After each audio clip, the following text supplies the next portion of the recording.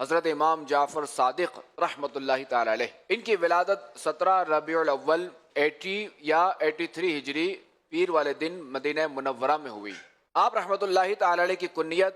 ابو عبداللہ اور ابو اسماعیل، جبکہ لقب صادق، فاضل اور طاہر ہے۔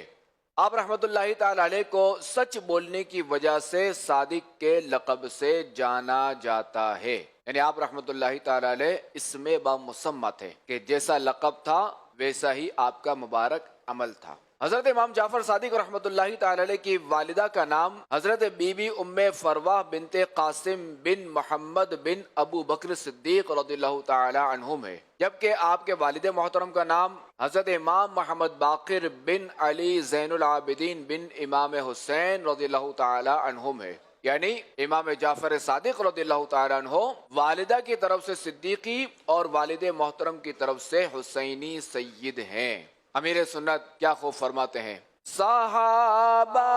کا گدا ہوں اور اہل بیت کا خادم، صحابہ کا گدا ہوں اور اہل بیت کا خادم،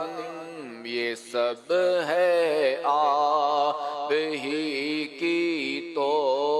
عنایت یا رسول اللہ، یہ سب ہے آپ ہی کی تو